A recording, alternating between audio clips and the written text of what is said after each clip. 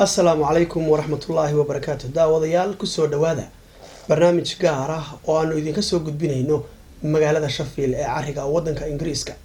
barnaamijkan waxaanu ku wareysanaynaa Maxamed Yuusuf Xirsi oo ahaa askari hore oo kasoo shaqeeyay ama kasoo qayb qaatay ciidamadii Faransiiska iyo kuwii Djibouti oo muddo ka badan 20 sano militariga ahaa. Maxamed waxa uu ku sugan yahay magaalada Sheffield oo deganaa 26 sano ee u dambeysay. Maxamed waa muwaadin reer Somaliland ah oo markaasi kamid ah muwaadiniinta lafdhabarta u ah iyo odayaasha xisbiga kulmiye ee wadankan Ingiriiska. Maxamed ayaa waxaan wax ka weydiinaynaa bal taariikhdiisii dheerayd maadaama uu 20 sano ka badan military ahaa, bal taariikhdiisii askarinimo iyo noloshii uu la soo maray iyo heerarkii uu ka gaadhay. Maxamed, ciidamada goorma ayaad ku beertay? ciidamada Faransiiska waxaan galay 1972 halka training kan tababarka waxaan ku qaatay Oboq oo waqooyiga Djibouti ku taala. kolka uu ii dhamaadayna waxaan qayb ka noqday ciidamada taangiyada qaybta taangiyada gantaalaha qaada oo Djibouti deganaa. Maxamed, kolley muddo de waxa weeye waqti aad u horeysay bay ahayd waqtigaad ciidamada ku beertay 1972. sidee lagugu qaatay ciidamada Faransiiska? waxaa lagu qaadanay kolka ciidamada Faransiiska waxaa dadka laga qaaday itaa horta da'ba loo eegayay oo da'ba haddii aad ka weyntii aan la aqbalaynin. waxaa la qaaday imtixaan aqoona iyo imtixaan fisika amba adayga ayaa la qaaday. intee leeg ayaad ciidamada Faransiiska aad ka mid ahayd intii aan calanka la qaadan ka hor? takhasuskaagiise muxuu ahaa? waxaa ciidamada Faransiiska waxaa ka mid ahaa 6 sanadood intii aan Djibouti calanka qaadan. kolkii Djibouti ay calanka ciidamada Faransiiska waxaan ahaa si aan u sheegay taangiyada gantaalaha qaada. haddaan kugu soceliyo 2017 qaladaasii loo yacda ka dhacay waxaan aanu saarnaa taangi kuwa gantaalaha qaada. kolkii Djibouti gobonimada qaadatay anu waxaan go'aansaday inaan ciidamada Djibouti ku wareego.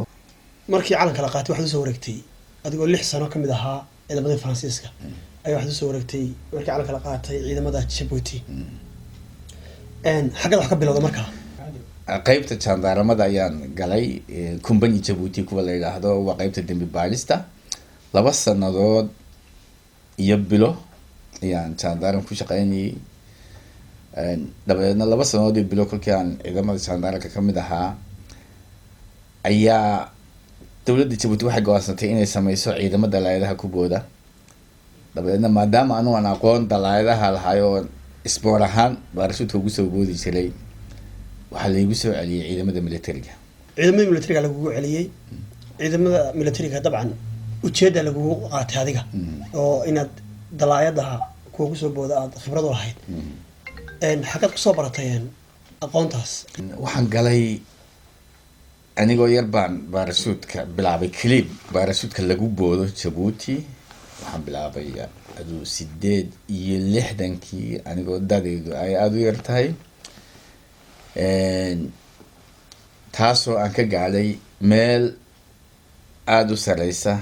waxay taa laygu siiyey bilad laygu siiyey waqtigaa wakaa joornaalkii Djibouti kasoo bixi jiray waqtigaasi la yidhaahdo Le Réveil de Djibouti oo laygu siiyey bilad la yidhaahdo Médaille de la Jeunesse Sport. waxa weeyaan bilada dhalinyarada iyo sportka lay siiyey. ana sida halkan joornaalka ku taalana aan ahaa qofka ugu da'yar ee Faransiis ee baarashuud kusoo booday. sababta waxa weeyaan anu baarashuudka bilaabay anoo 16 jira. kolkaa waxay ahayd inuu qofku 18 ahaado si uu baarashuud ugu soo boodo. laakiin anigoo iska jeclaa inaan samada tago nimankii macallimiinta been baan u sheegay waxaan ku 18 jir baan ahay. dabeedna kolkii waxoogaa aan socday ayaa la ogaaday inaanay dadaydu 18 gaadhin. dabeedna waxoogaa baa layga joojiyey. waan iska sugay ilaa intii aan 18 jir gaadhiyey. kolkaas sidaa darteed nu takhasus baarashuuda oo xagga isboortiga maadaama aan lahaa waxaa liigu soo celiyay militariga si aan macalin ugu noqdo ciidamada dalaadaha ee Jabuuti samayn doonto. ciidamadii dee waxaan ku takhasuskaaga wuu sii kordhay iyo tababaradaadii iyo macaahidii aad ka soo baxday bal waxaad naga warantaa takhasusaadkii ka dambeeyey iyo koorosyadii iyo macaahidii aad qabatay kolley dalal badan baad u qabatay koorosyo sidaynu ka warqabno 27 June kolkii calanka Jabuuti la qaatay anu baarashuud baan kusoo degay halkii xaflad lagu qabanayay 27keeda kolka sanad inta badan sanad walba waa lagu soo celiyaa wixii dhacay oo halkaas Stephen iska daawada oo samada ka soo degaya waxaan tababar ku qaatay anu kolkii horreysay waxaan tagay iskuulka macallimiinta commandoska oo ku yaala meel la yiraahdo Montlouis oo ku taala buuraleyda koonfurta bariga ee dalka Faransiiska dabadeedna waxaan tegay iskuulka macallimiinta baarashuudka ee militariga oo ku yaala magaalo Bool la yiraahdo ku taala koonfur galbeed dadka Faransiiska aduu 3 goor oo kala dambeeyayna waxaan ku noqday magaalo la yiraahdo Montauban iskuulka meel lagu barto qalabka hawada oo kaasoo aan tegay qaybta koobaad waxaa la yiraahdaa certificate technique ta koobaad iyo ta labaad iyo qaybta saraakiisha ayaan sameeyay waxa kale oo aan tegay wax ku soo bartay saldhigga ciidamada cirka ku yaala agagaarka magaalada caasimadda wadanka Morocco oo iskuulada ugu waaweyn inta badan ay nimanka madaxda ciidamada wadamada afka Faransiiska ku hadla macnaheedu waxa weeyaan kolka aan tagay waxa hortay ka tagay Thomas Sankara ninkii la dilay iyo Idris Deby Ganchad haystay iyo nimankaas iskuulka ka soo baxeen weeyaan takhasuska intaas waxa adigu dabeedna inta aan taqay waxaanan macallin ka noqday iskuulka militariga hol ku yaala degmada Cali Sameex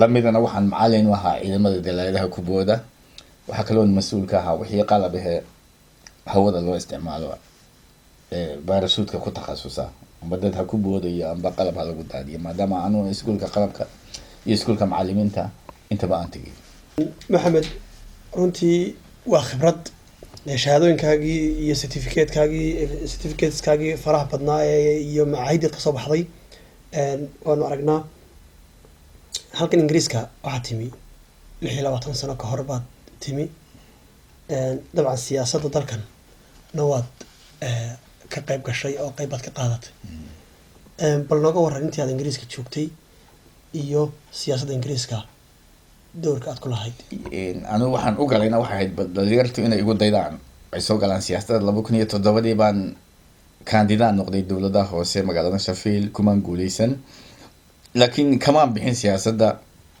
xisbiga shaqaalahan kamid ahay marka waxaan u qaabilsanahay dadka laga tirada badan maxaa la yiraahdaa Black Asian and Ethnic Minority Membership Officer baan Sheffield yaanu qaybsamay kamana hadayo dadka Somaliland markaan Jabuuti ee Soomaalida Ingiriiska ku nool amba dibadaha ku nool waxaan kula talin lahaa in wali wadanku joogo siyaasadiisa inuu ka qayb galo oo ay iska daayaan dalkii ay dib u noqonayaan siyaasadda aqoon baan leeyahay oo aqoonyahan baan oo baarlamaanka galaya madaxweynaha doonaya aqoonta halkan ay shaqeysaa midaal haddaan ku soo qaado London oo magaalada dunida looga taliya nin Pakistani ayaa maayar ka noqday kolka dadku waa inay higisiga qabsadaan oo ay iska daayaan intay wadankii ku noqdaan in 20 oday cumar la soo kaxaysan inahan aqoonyahan baan halay doon okay kulli askari maradaad nin 20 sano ka badan tababarka iyo khibradda lahaa aad tahay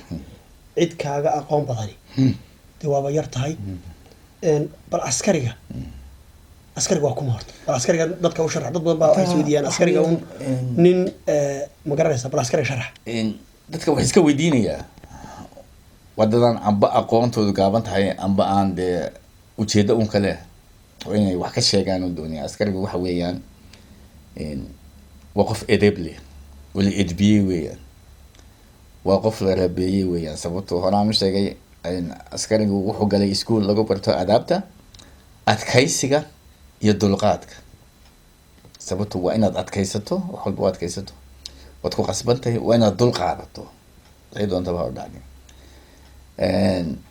midda kale ninka askariga wuu layli gooy maana ciidamada faransiiska halkan galay faransiiska sharcigiisu waxaa ninku haddaan ciidanka soo maray inaan shaqaba la siin aanu shaqaba helin iska daa wax kale uu qabto.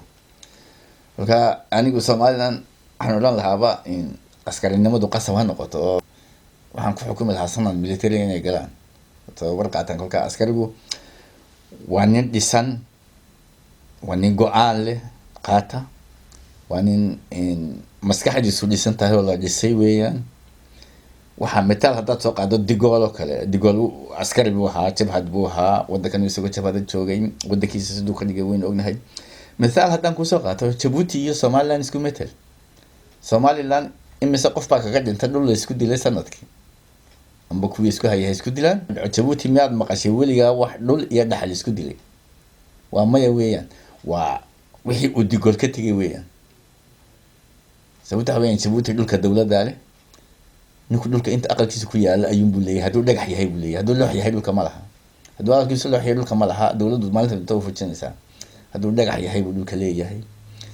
marka nadaamadii uu digool ka tegay isu eeg dadka Djibouti ku nool iyo dadka Soomaaliya ku nool waa isku dad, waa isku mid. anigu Djibouti baan ku dhashay, Somaliland barbaan dadka Djibouti ku nool af Soomaaliga inta ku hadasha intooda badan Somaliland ka yimaada, amba aabihii baa ka yimi, amba awowgii baa ka yimi. haddana dhaqankoodu siduu kala duwan yahay waa xanaankii iyo habkii uu digoola askariha uu ka tegay weeyaan. askariga iyo fawaaidda uu leeyahay. askarigu fawaaid uu leeyahay waxa weeyaan, wata askarigu qofku ku hadduu edeb leeyahay uu maskaxdiisu dhisan tahay, fawaaid uu leeyahay. oo askarigu dad buu u taliyey, uu mas-uul ka noqday noloshooda iyo cuntadooda iyo dhisidooda. matal askari kolkaad madaxa ka tahay xitaa inuu maydhay waa inaad eegto, inuu dharkiisa maydho, inuu kabihiisa sarabaadayso, haddaa kulaasba inaad ursato nadiifyahay. kolka askarigu waa nin dhisan, waxa uu mas-uulka ka yahayna yaqaan oo soo maray in lala xisaabtamo. ninka askariga wuxuu mas-uul ka yahay waa lagula xisaabtama, darajadu doona ha ahaado, ka u sarreeya ilaa ka hooseeya, nin walba waa lala xisaabtamaa. marka waa nin lala xisaabtamo oo xisaabta kana yaqaana, xisaab celintana yaqaana weyn. Somalilandna waxay u baahan tahay maanta siday ku socoto, nin aan askari ahayn ka bixi maayo, kama dabaalanayo. imika dee dabcan election baa inagu soo dhow oo maxaa la dhahdaa dee dhawaan insha allah la rajeynaya in Somaliland ka qabsoon. marka nin askari un baa ahayn. Soomaalidaba horta say u dhan tahay nin askari un baa xukumi kara. xoog cadaalada maaha xoog qayb wax qaadato qaybna la cadaadiyo maaha. waxa weeyaan siday Somaliland u socotana nin askari ah imika maanta waxaad arkaysaa qof walba wuxuu doono iskaga hadlayaa, nin walba wuxuu doono sheeganayaa, mid baa baalal madaxa iskaga guraya suldaan buu sheeganayaa, mid kale wuxuu doono sheeganaya, wuxuu doono ka hadlayaa. nin waxaa loo baahan yahay sharciga wadanka u yaala ku shaqeeya oo aan oday iyo suldaan midna dhegeysanin. daawadayaal intaas waxaanu kusoo gabagabeynaynaa barnaamijkii gaarka ahaa ee aanu ku wareysanaynay maxamed yuusuf xirsi oo muddo ka badan 20 sano militariga kusoo jiray, aqoon badanna u leh askariga iyo qofka uu yahay.